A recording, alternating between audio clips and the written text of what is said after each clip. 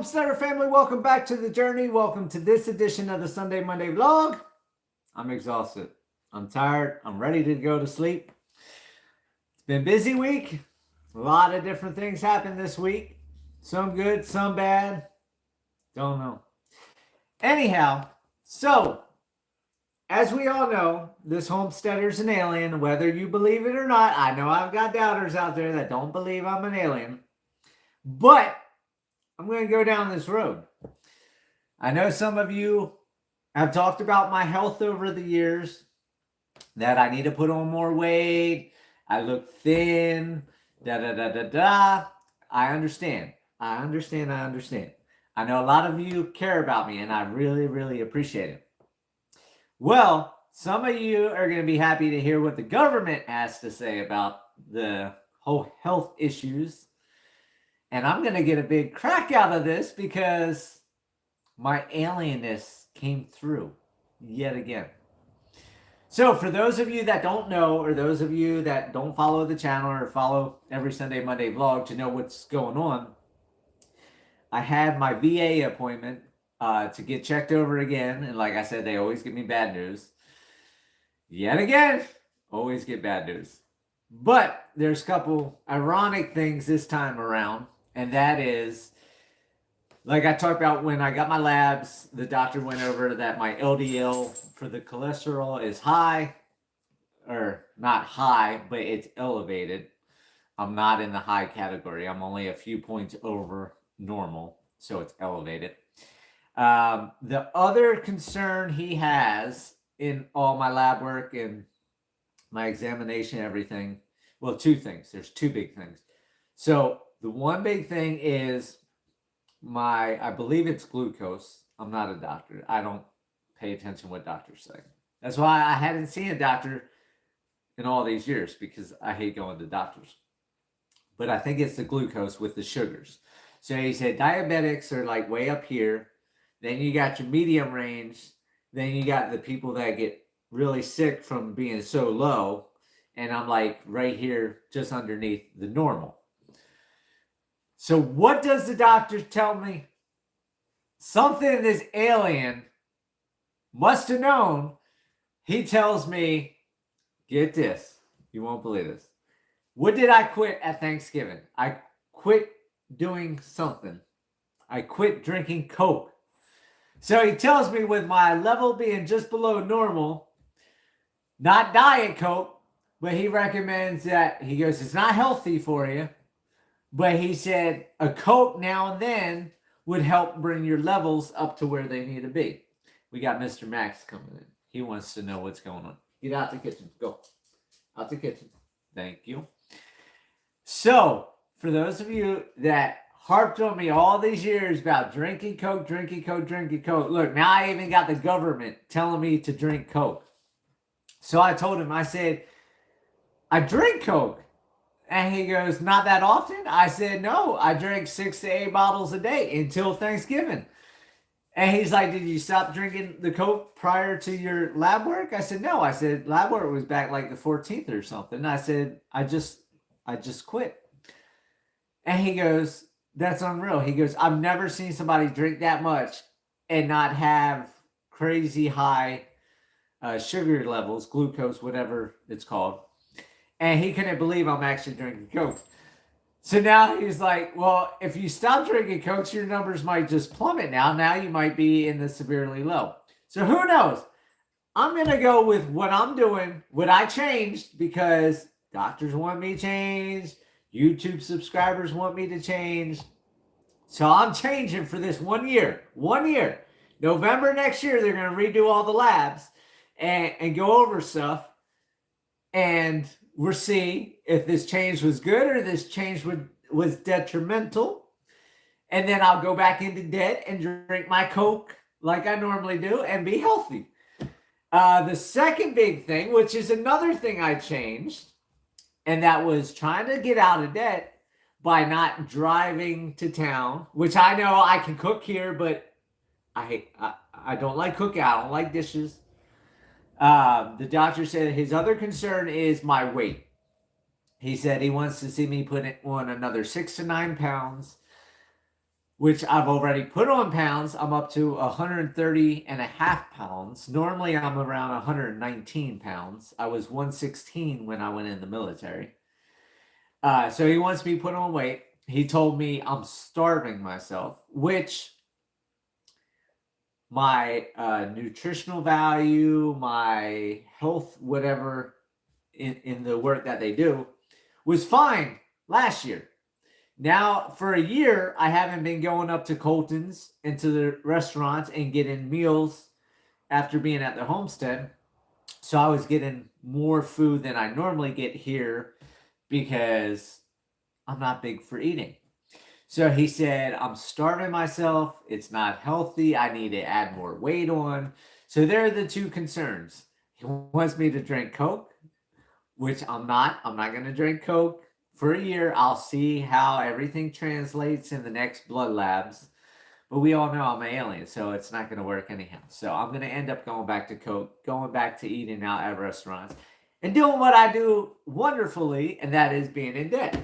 That's the life I live. It works for me. There's people in Asia that eat very little. There's people in Africa that eat very little. They're healthy. There's people that fast. Just because I only eat one meal a day doesn't mean I'm unhealthy. So I don't know. That's the government's stance on me. The only other change besides my neck and my back, they could give me narcotics. I refuse narcotics. They can give me muscle relaxers. I refuse all the different muscle relaxers and all that other jazz that they can give me. I am getting a prescription. I am getting a pill. Here in Arkansas, there's humidity. There's moisture. There's wetness. There's fungi. There's fungus. There's molds. We've seen with the wall over here. That, yep, I still have not cleaned under the AC unit. That people have asked if I've redone the walls. No, I'm not spending money on the restaurant. I got the yellowing of the toenails. I know y'all probably don't want to hear it, but guess what? There's people that are afraid to talk about it. Now I'm just going to throw it out there. I've never talked about it. I've had it for over a year now. So he's going to give me the pill they gave me back in Texas when I was stationed in Texas. They called it trench foot. It's not trench foot now. It's athlete's foot. But he said once it gets under the nail, all the creams. So if anybody goes to Walmart like I did and buy the expensive creams to put on or the powders or the sprays, I've tried everything. Vicks Vapor Rub, all that stuff. The doctor said nothing will work once it's underneath the nail. All that stuff only works on the surface. Which I was told that in Texas. Well, no, I wasn't really told that in Texas. I just tried it. And they gave me a pill and said it works faster. So he's sending me a prescription for that to fix my toenails. I am a little ashamed of my feet. So they're in boots all the time. But that's what happened. So if you have a toenail issue, the cinnamon works to help keep your feet dry. I've stopped using that because my toenail just got so bad that, like, whatever. So I'm going to try to get my feet back to where they need to be. No improvements in my neck and back. Improvement in my weight for the doctor because, like I said, last time I went, I was 122.8. I went from 122.8 to now 130.5. And he still wants me to put on 6 to 9 pounds, which I'm not going to do that. So I did stop drinking Coke. I listened a little bit, but that's more to try to save money to go to the Homestead. So that's all the VA stuff. That was part of this week. What else happened this upcoming week? My boots came in. So we'll take a little walk for a second. Come over here. So I've got 3 new pairs of boots. That was the Black Friday shopping deal thing that I did. And then, I don't know. Nope, I'm going to have to click on the light over here. I don't even know if that's going to be bright enough. Nope, not going to be bright enough. Anyhow, I got the scaffolding. I put it together. 2 fingers, 1 thumb. It is super light. 1 finger, 1 thumb. It's on wheels. That's going to make doing the house a lot easier going to make any project a lot easier. It has different clips that you take off. So there's clip. This is one little piece right here. Then there's the two side pieces, the wheels, everything. It's super simple. You can declip it, reclip it, so you don't have to struggle trying to move a heavy ladder. I don't have to worry about the balancing act of falling off a ladder. Like the lady that I bought the restaurant from, she actually fell from a ladder in the back of the restaurant and broke her back. My back's already messed up. My neck's already messed up. I don't need a fall off ladder. So the scaffolding was worth it. It seems heavy duty. It says 1,250 pounds. I only weigh 130. So that should be able to work. What else? I went to Harrison multiple times. Spent all that money. I got one more thing to do in Harrison, which will maybe be this week. I don't know. I'm running out of time. I'm running out of everything. I'm losing everything. But I got a bunk of T-posts. There's 200 T-posts in a bunk. They loaded that on the trailer, brought that home. That's at the Homestead to do more fencing. I need a lot more, but that's all I can get right now. The solar stuff that Steve was supposed to order is sold out. So the solar is out the door right now because of all the chips and technology and shipping and shortages of technological gear, I guess you can call it. So until that stuff comes in, I can't get it anyhow.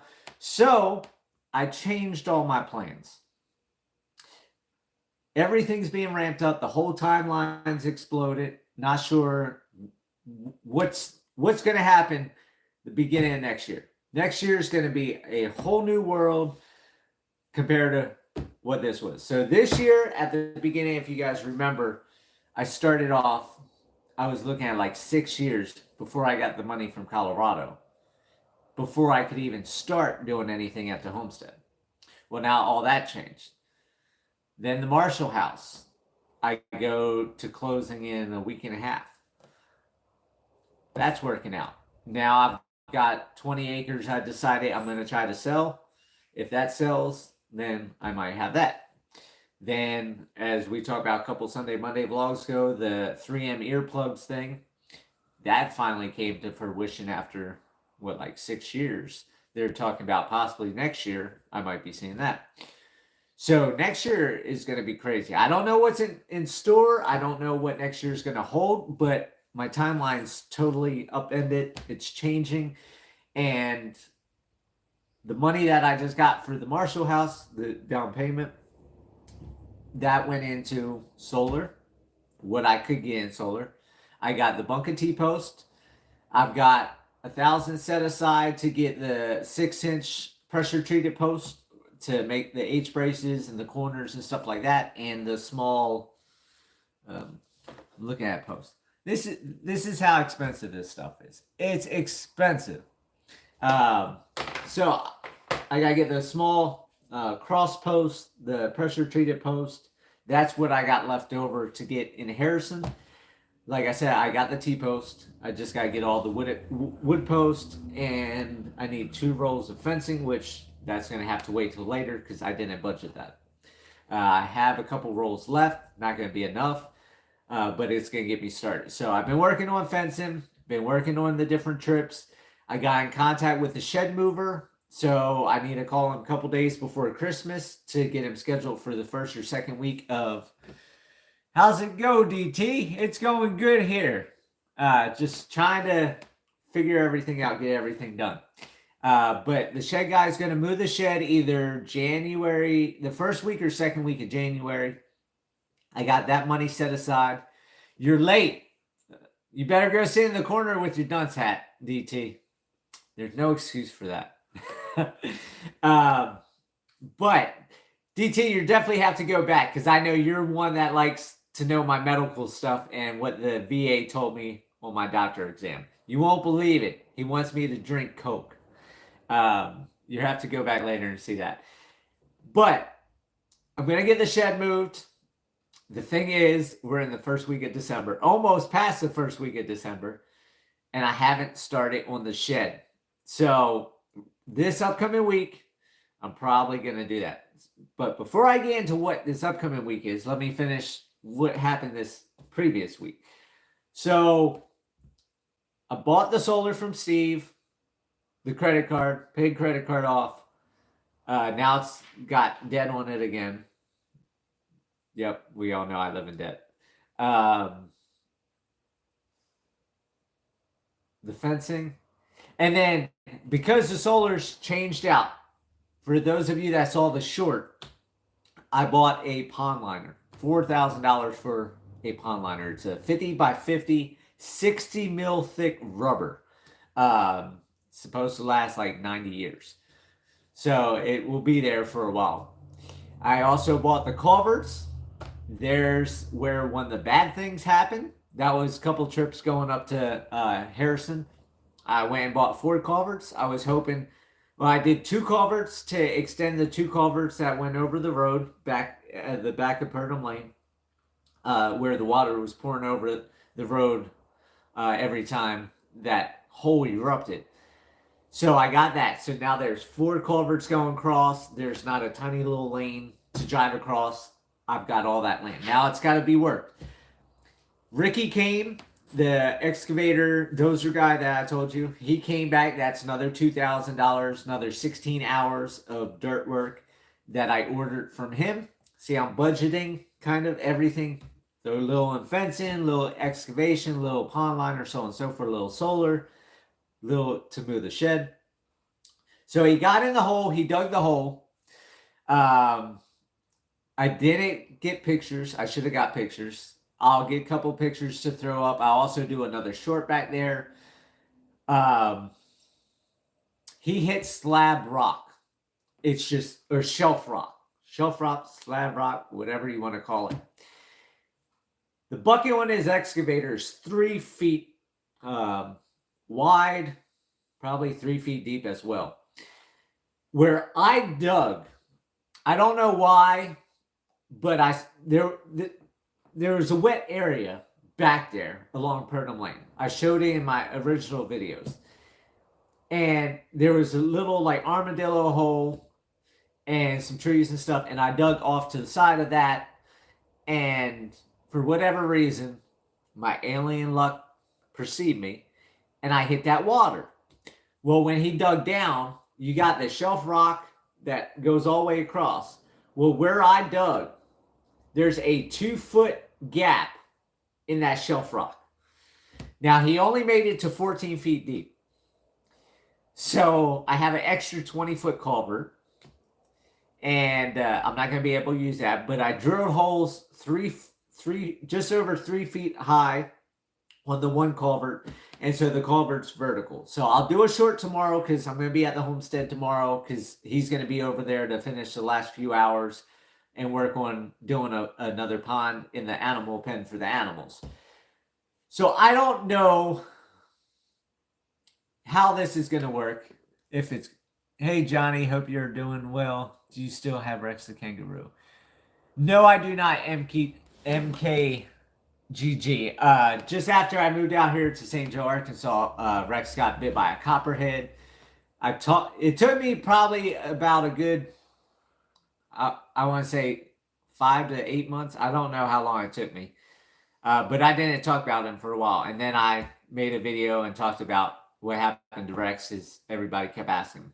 So unfortunately, no, I went over there the one day and I got I just had 2 more copperheads inside the animal pen by the pigs. I got a picture of that. I don't know if I ever uploaded that. I might have to throw that up there. But no, Rex got bit by a copperhead. And I went over to feed in the evening the one day with Carla. And he was just swollen. He had a harness and stuff. So I know, like they say with dogs, as soon as, yeah, I appreciate it. But like, if dogs get bit by copperheads out here, everybody, well, now I know because I watch the snake pages on Facebook out here, but you're supposed to take anything restrictive off the airway. And so with Rex having his harness on, he probably swelled up right there, and that was, what took him out. That and the toxic from the poison or whatever. Eventually, I do want to get more kangaroos because, Rex was my baby. And the only, I'm not a religious person. I know I got a lot of religious people in here that follow. But if there is a heaven or anything like that, I lost my other baby, Chunky Monkey, that we know got out the fence here at the restaurant and got hit by the semi here. And if people remember that I've been following for years, when I was moving out here in 2020, Rex was a tiny little baby and Chunky Monkey was a little baby. And they were in the back seat on the floorboard inside my truck. And I had a whole bunch of pictures of Rex and Chunky Monkey cuddling. So if there is a kangaroo and dog heaven, or all dogs go to heaven thing, then at least the two of them might be together. But like I said, I don't believe all that. I just believe we just go back to dirt and the next things happen, and that's just what it is. But going back to the hole in the back, so Ricky got down 14 feet. I got the culvert up. I'll do a short tomorrow on that. The liner comes this week, which I've got a shed to clean out. Ricky's doing more work tomorrow. I've got a million irons in the fire, and I still got to take a little hand shovel and a hoe and try to smooth the edges and stuff for when the pond liner gets here to get the pond liner in. And then I don't know how I'm going to do it. But like I was talking to Steve, I'm probably going to have to be at the Homestead during a torrential downpour.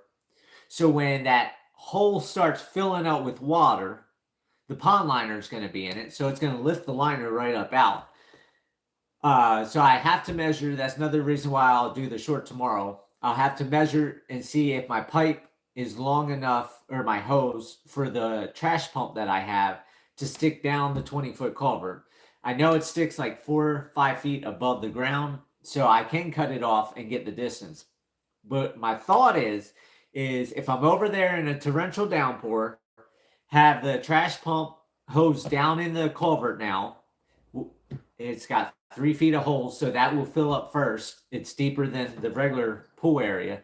The pool area is only roughly about 12 feet. So I only got about a 2 foot deeper for the culvert pipe. But try to run the trash pump as that pipe fills up and try to fill the liner up before the liner comes out of the pond. I don't know. I've never done nothing this big. This is just what popped in my head. It's the engineering, the specs. I haven't gone online. I haven't YouTubed it. This is just stuff that from the galaxy comes into my head, and I just try to do. So that's the hole. He did not hit water. We've been really dry. All the creeks are dry. The Buffalo River is real low right now. So there's just no groundwater. But the ground was wet. The clay was wet down there. It's just not liquefied wetness. It's just moist. For those of you that hate that word, I don't know why people put that on Facebook as well. For Ricky, though, he got the road built all the way up to the home site on the Homestead. He had the last half of the mountain, like I told you, big root balls and stuff. He got my driveway done so the shed can get up there. Then he went back. He did the hole for the pond, or the pool, whatever you want to call it. The liner will go in this week. Now he's working on today's Homesteader Lane, widening it. I know I still haven't made the videos to show you guys the first part. So I definitely still need to film what he's done now. So I had that on footage. So when I get the moment to start doing that, I'll do that. Along with, like I said, I told the shed mover company I'll have the shed cleaned out by the 3rd week of December to make sure it's ready for him in January. Well, it's first week December. I still have not touched that shed. So my procrastination needs to stop. So I'm going to attempt, just like making videos, I'm going to attempt to clean the shed out this week. So this upcoming week, what's happening? I'll be over there tomorrow. I got to figure out the pond situation stuff, or the pool situation stuff in the back for the water hole. Ricky's going to be there tomorrow. He's going to finish up today's Homesteader Lane, and then he should have an hour to an hour and a half left over. I'm going to take him up, or not take him, but take him into the animal pen. He'll start working on a massive pond. It's going to be, I'm going to do a tiered pond system. Something in my head, once again, but it's where all the ground draws down into that ditch inside the animal pen. I'll have 3 or 4 ponds tiered. I'm just going to have him make a berm at the bottom for now to try to catch water, because the pond that he dug deeper, that I had dug years ago, doesn't hold water now. He hit some rock, and there's big gaps in the rock. So the clay's gone. The pond's not holding water. So I'm going to have him for hour and a half, whatever he's got left of the 16 hours, to go ahead and try to make a temporary water holding thing, because it's costing a lot to haul water. Last month, I went through 11,000 gallons, but that wasn't just hauling water for the animals. $138, $139 for my water bill. So I want to try to cut that down, along with driving back and forth the 6 miles. I just had to buy all new tires for my flatbed trailer from hauling water. So it will help if I can get that water hole in the back situated, get water in it. From what I calculated, it's going to be somewhere roughly, say, 20,000 to 30, maybe up to 40,000 gallons that hole will hold. Then I can haul water the 3/4 mile from back of the homestead to the front of the homestead, save money, save wear and tear on vehicles, on my trailer, tires, so on and so forth. After Ricky's done tomorrow, I'm going to attempt the shed. I really need to get the shed done. I also have a bunch of scrap metal from cleaning up the Marshall house, different metal I found on the homestead, different things people asked if I could haul off when I was doing some other stuff. So I'm going to try to get a pickup truck load of scrap metal, take that to the scrapyard like I did with the trailer last year, get all that metal out the way, because I need all that moved for the shed to be able to get moved out of there. Try to get the shed cleaned out. I might have to just throw a bunch in the livestock trailer and just take it to the dump and just start fresh. That would have to go on credit card, so I don't know if I want to do that, because I'm already eating up my credit. But after that, if I have any time, well, no, during the shed, and then the pond liner comes. So then I got to still get back there and work on the pond so I can get the liner in, because next weekend they're calling for some healthy rain. So I'm hoping next weekend I can start getting the pond, pool, hole, water hole, whatever you want to call it, situated. If I have time after all that, then I've got to get back to fencing, because I got to get these pressure treated posts from Harrison. I've got to get them concreted in the ground so they can cure. They take at least a week before I start putting pressure. I still crack the concrete, but I give it a week. That's all the patience I have for that. My house, I'll wait a month and a half for concrete to cure. But that's what's happening this upcoming week. For the remainder of this year and getting ready to go into next year, there's going to be a lot of big changes. The shed is going up for first part of next year. As soon as I have money again, I'm going to buy rest of solar. I'm going to get the solar racks built. I'm going to get the solar panels, everything anchored up at the house site in a permanent situation. I'm not going to do temporary for the shed. The only thing temporary for shed will be the inverter's going to be in there, battery's going to be in there, and then that get pulled out, put in the house.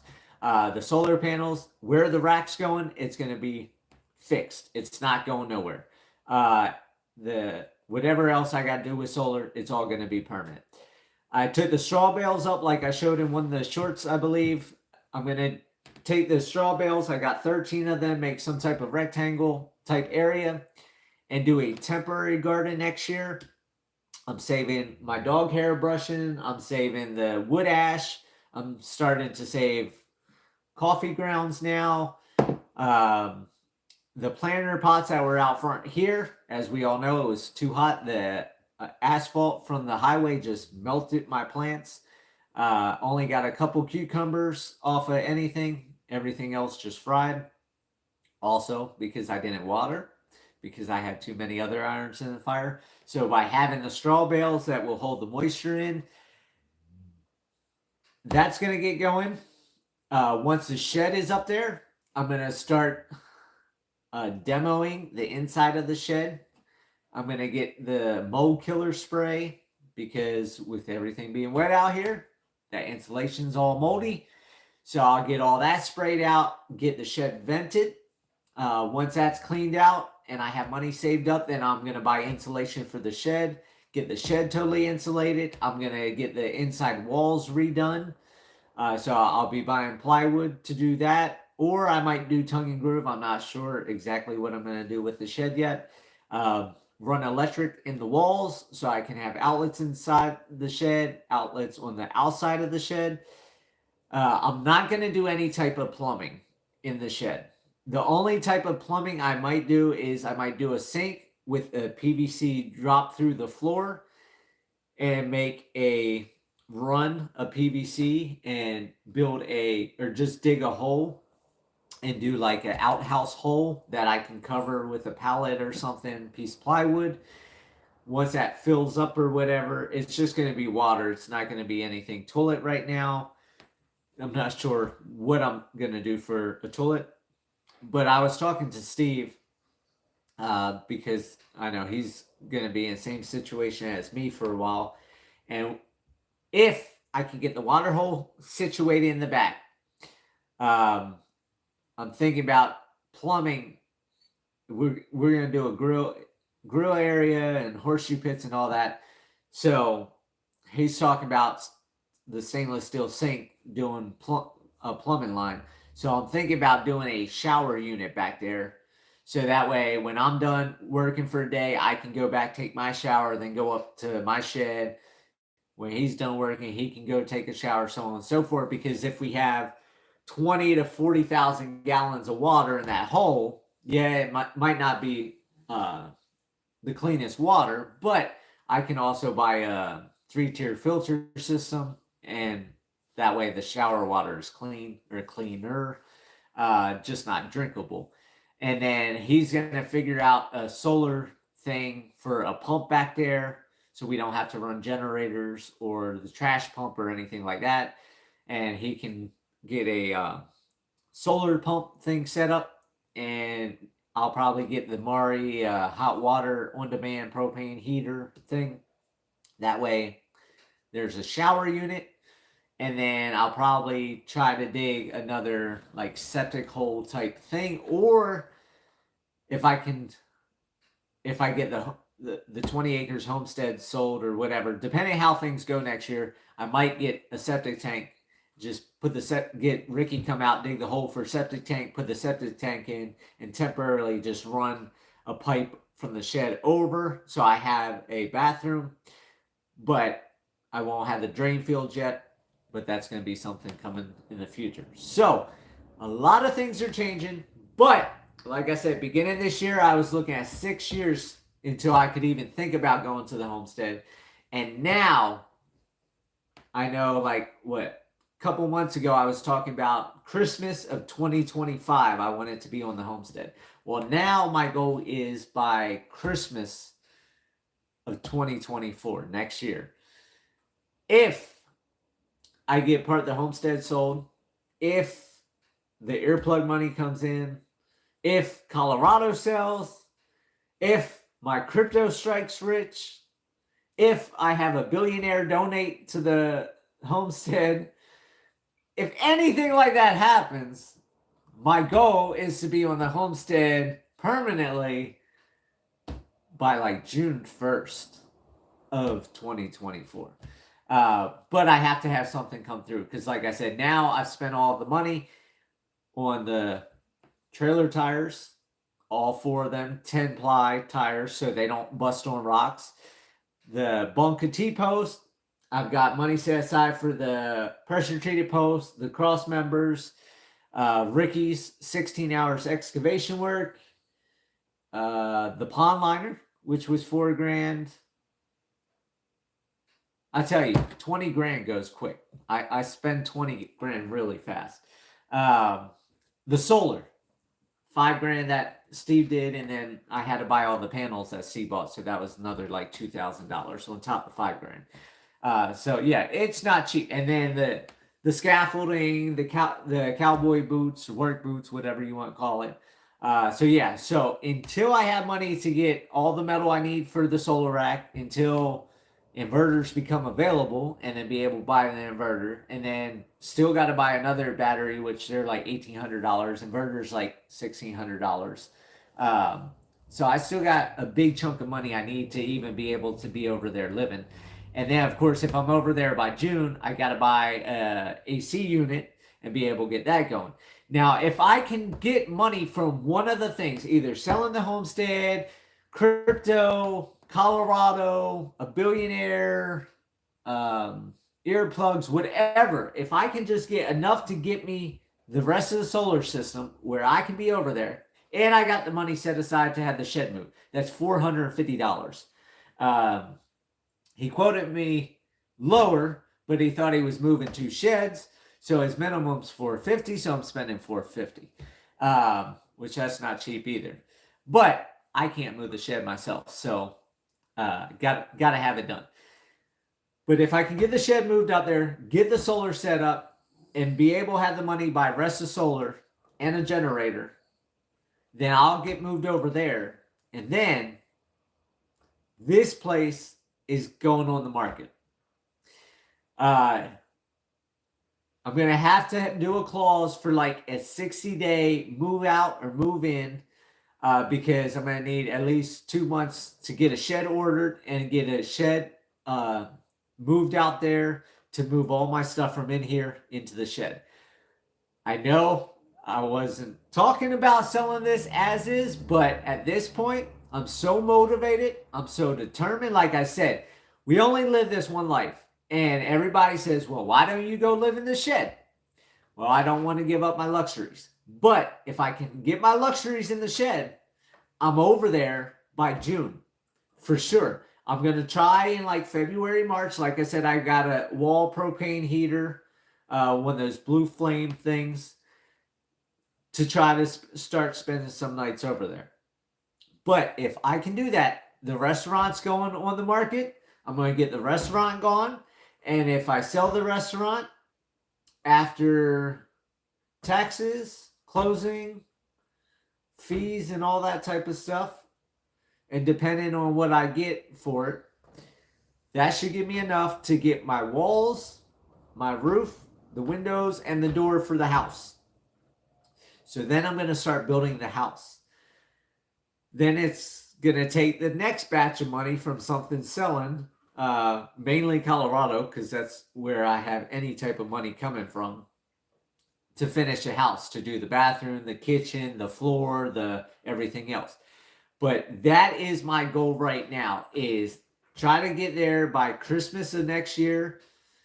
Like I said, all my dates, my timeline, everything's changing. And by January, things may change again. As we know, my timelines never hold true. But this is a huge change from thinking I was 6 to 8 years out before I could even think about going to the Homestead, to I am so motivated. I am so determined to be over there next year. Even if I'm lacking some luxuries, even if I'm lacking some comforts, because this driving back and forth for a year and a half now is just driving me nuts. Now that I got a road to my house site, now that the shed, as long as I clean the shed out, will be up there, that's my motivation. Like I was talking to Steve today when we were shooting pool. I'm like, if I get the shed up there, then that gives me motivation to save money for the rest of the solar to make sure I can be there. Because if I'm over there and I take my Gatorade, my alien juice that I make, since I'm not drinking Coke anymore, and I take some snacks and I sit in the shed for lunch, or to take a break while I'm over there trying to do something, or take an ibuprofen break, when I'm popping ibuprofens like Skittles, then I'm going to be sitting in that shed saying, well, if my TV was in here, I could be watching a little bit of TV as I take a break. Well, that's motivation to get over there, because then I don't have to do as much work. But it's the work of getting me there. So if you have a plan, if you have a goal, start amping it up. Make it happen. Look at all these years I've wasted of not getting to where I want to be. I'm going to make it happen. I still want my luxuries, so I'm not going to move over tomorrow, because we all know the shed is infested with mice and mold and everything else, so I got to get all that cleaned out. But 2024 is going to be my year. 2024, I'm making things happen. I'm going to have vegetables to show. I'm going to have veggies that I'm going to be snacking on. I'm going to have veggies to feed the animals. I'm going to be in my shed on the homestead with a television, with my laptop. Whether I've got to go into debt and just run a gas-powered generator at $100 a day to have my comfort, I'm getting to the homestead in 2024. So I hope everybody's had a great week. I hope everybody is looking forward to an upcoming great week. I've got a lot of stuff going again. A lot of irons popping in the fire, trying to figure out what's most important. The shed doesn't feel important to me, but I know it has to happen. So with that, have a great night. And remember, like always, live happy, live free. That's the only way to be. Make your dreams come true. Make them happen. Get out there. Do something today. Talk to you guys later. Thank you.